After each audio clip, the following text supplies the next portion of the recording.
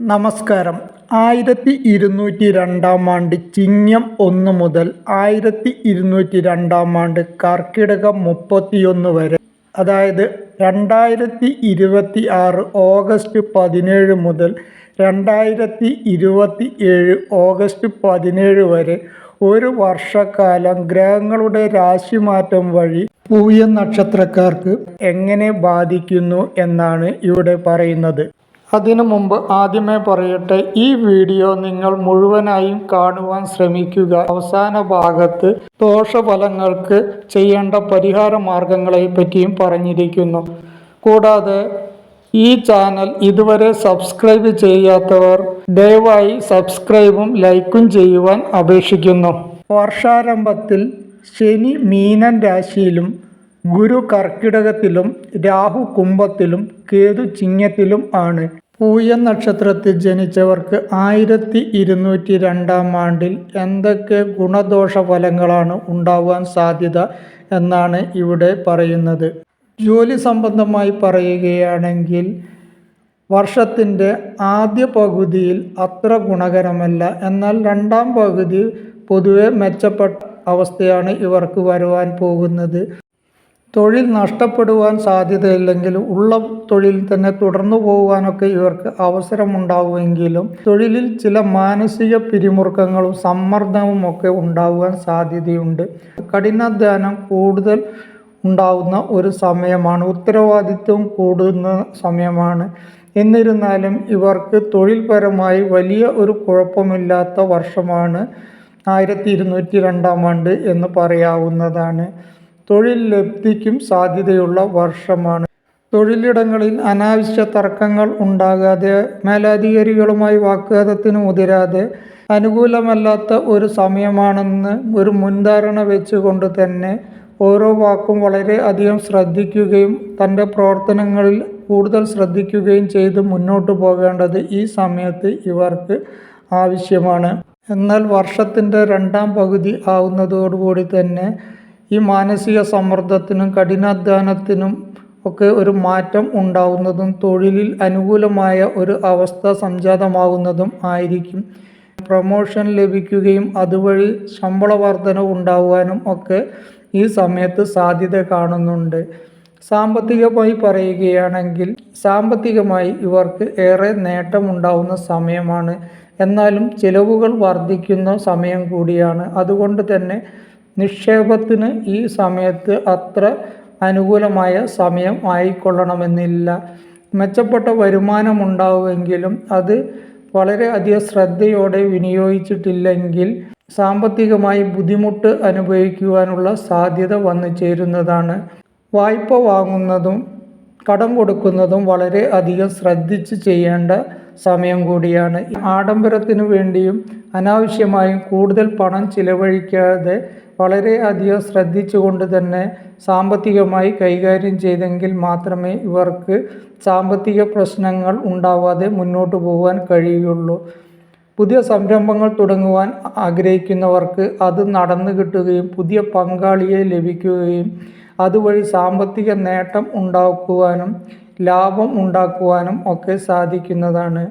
പുതിയ സംരംഭങ്ങൾക്ക് വളരെ അനുകൂലമായ ഒരു സമയമാണ്. ആരോഗ്യകരമായി പറയുകയാണെങ്കിൽ ആരോഗ്യകാര്യത്തിൽ കൂടുതൽ ശ്രദ്ധിക്കേണ്ട സമയമാണ്. ചെറിയ ചെറിയ അസുഖങ്ങളൊക്കെ സാധ്യതയുള്ളത് കൊണ്ട് തന്നെ ഏറെ ശ്രദ്ധിക്കേണ്ട ഒരു സമയമാണ്. എന്നാലും വലിയ ആരോഗ്യ പ്രശ്നങ്ങളൊന്നും ഉണ്ടാകുവാൻ സാധ്യതയില്ല. കായിക രംഗത്ത് പ്രവർത്തിക്കുന്നവർക്ക് വളരെ അനുകൂലമായ സമയമാണ്. അതുപോലെ തന്നെ രാഷ്ട്രീയക്കാർക്കും അനുകൂലമായ സമയമാണ്. ഇവർക്ക് പദവിയും അംഗീകാരവും കീർത്തിയും പ്രശസ്തിയും ഒക്കെ വന്നു ചേരുന്ന സമയമാണ്. അവസരങ്ങൾ വരുന്ന സമയം കൂടിയാണ്. കുടുംബപരമായി നോക്കുകയാണെങ്കിൽ വളരെ അധികം ശ്രദ്ധിക്കേണ്ടതുണ്ട്. സ്വരച്ചേർച്ച ഇല്ലായ്മ ഈ സമയത്ത് ഇവർക്ക് വന്നു ചേരുവാൻ സാധ്യതയുണ്ട്. ദമ്പതികൾ തമ്മിൽ അഭിപ്രായ വ്യത്യാസമില്ലാതെ മുന്നോട്ട് പോകേണ്ടതുണ്ട്. കുടുംബത്തിൽ സന്തോഷവും സമാധാനവും ഒക്കെ കൈവരുമെങ്കിലും അത് അഭിപ്രായ വ്യത്യാസം മൂലം തകർന്നു പോകാതിരിക്കാൻ ഈ സമയത്ത് ഇവർ വളരെ അധികം ശ്രദ്ധിച്ചുകൊണ്ട് മാത്രമേ ഓരോ വാക്കുകളും പ്രയോഗിക്കാൻ പാടുള്ളൂ.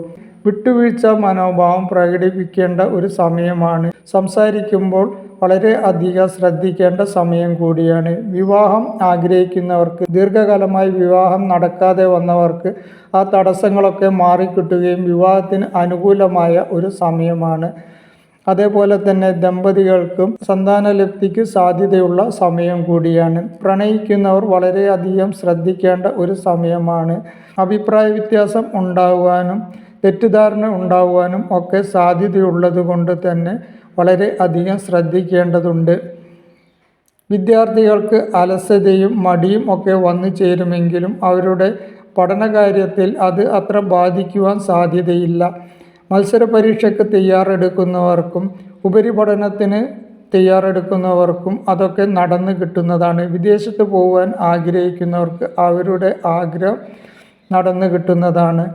പൊതുവെ പറഞ്ഞാൽ വിദ്യാർത്ഥികൾക്ക് അനുകൂലമായ ഒരു സമയമാണ്. എങ്കിലും അലസതയും ശ്രദ്ധക്കുറവും ഒക്കെ മാറ്റിവെക്കേണ്ടത് ഈ സമയത്ത് അവരുടെ നേട്ടങ്ങൾക്ക് വളരെ പ്രയോജനപ്രദമായിരിക്കും. വിദേശത്ത് പോകാൻ ആഗ്രഹിക്കുന്നവർക്കും വിദേശത്ത് നിന്ന് തിരിച്ചു വരുവാൻ ആഗ്രഹിക്കുന്നവർക്കും അത് നടന്നു കിട്ടുന്നതാണ്. വിദേശത്ത് തൊഴിൽ അന്വേഷിക്കുന്നവർക്ക്, ദീർഘകാലമായി ആഗ്രഹിച്ചു കൊണ്ടിരിക്കുന്നവർക്ക് തൊഴിൽ ലഭിക്കുവാൻ സാധ്യതയുള്ള വർഷം കൂടിയാണ്. വീട് വെക്കുവാനും വീട് വാങ്ങുവാനും വാഹനം വാങ്ങുവാനും ഒക്കെ സമയം അനുകൂലമാണെങ്കിലും പാഴ്ചിലവുകൾ വർദ്ധിക്കുന്ന ഒരു സമയം ആയതുകൊണ്ട് തന്നെ കൈവശമുള്ള പണം ഉപയോഗിച്ച് കൂടുതൽ വായ്പ വാങ്ങാതെ നടത്തുന്നതായിരിക്കും ഉചിതം. പണം ഇടപാടുകൾ എന്ത് നടത്തുമ്പോഴും അത് കൂടുതൽ ശ്രദ്ധിക്കേണ്ട ഒരു സമയമാണ്. വാഹനം കൈകാര്യം ചെയ്യുമ്പോൾ വളരെ അധികം ശ്രദ്ധിക്കേണ്ടത് ആവശ്യമുണ്ട്. പ്രത്യേകിച്ച് രാത്രികാലങ്ങളിലുള്ള വാഹനയാത്ര, അതുപോലെ ഇരുചക്ര വാഹനത്തിൽ യാത്ര ചെയ്യുമ്പോഴൊക്കെ കൂടുതൽ ശ്രദ്ധിക്കേണ്ട സമയമാണ്. 1202 ആണ്ട് പൂയം നക്ഷത്രക്കാർക്ക് ഗുണദോഷ സമ്മിശ്രമായ ഒരു വർഷമാണ്. മാനസിക സമ്മർദ്ദം മാറിക്കിട്ടുന്നതിനും അലസത കുറയുന്നതിനും അതേപോലെ തന്നെ ഇവർക്ക് ഏകാഗ്രത വർദ്ധിപ്പിക്കുന്നതിനും ഒക്കെ യോഗയും മെഡിറ്റേഷനും ശീലിക്കുന്നത് ഗുണകരമായിരിക്കും.